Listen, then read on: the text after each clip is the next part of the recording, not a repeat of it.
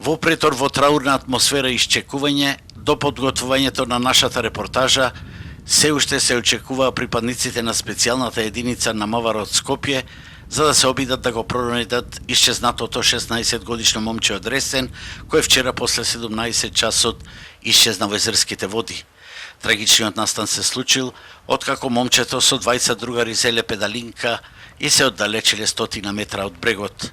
Како и што се случило допрва ќе се утврдува, меѓутоа момчето во критичниот момент исчезнало во водите. Сите обиди за помош и спасување биле безнадежни, а по него се трагаше цела ноќ и утрово од четворица нуркачи, но безуспешно. Претходно имало обиди за пребарување и со рибарски мрежи. Во моментот кога втасавме горе, двете дечки беа на педалинката не беше превртена. Кажаа дека детето рипнало од педалинка и поише не излегло горе. Почнавме да бараме, меѓутоа горе е многу матно, водата многу трева и до сега без успех. Бараме помош да организира државата, полиција да пушта тоа. Ние си најдовме сами нуркачи, имаме двајца од Охрид, еден од Скопје и еден од Битола. Уште не може да го најдат детето, од сношти го бараме, до сега уште го немат. Гревата за родителите да дојдат да поголемат екипа на луѓе за да го барат детето, иначе не може да го најдат овие малце, од сношти барат цела ноќ.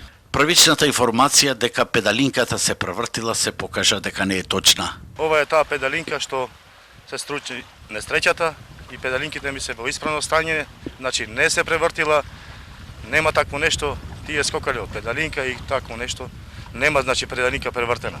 Во атмосфера на исчекување и нервоса, поради инертноста на надлежните, кога ќе стасаат специјалците и дали ќе успеат да го пронајдат удавеното момче, како што се предпоставува, тукашните жители не подсетеја на настани од претходните години и деценија за неколку удавени момчиња во претора Саматиот Тешево, со предупредување дека поради разни струјења подземните езерски води се опасни, посебно за младите, што условува потреба за професионални спасувачки екипи.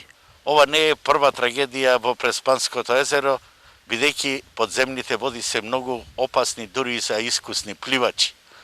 Меѓутоа, се поставува прашањето во очекувана сезона на домашни гости да нема речиси ниту една спасувачка екипа, освен во Конект Бич кај Сливница.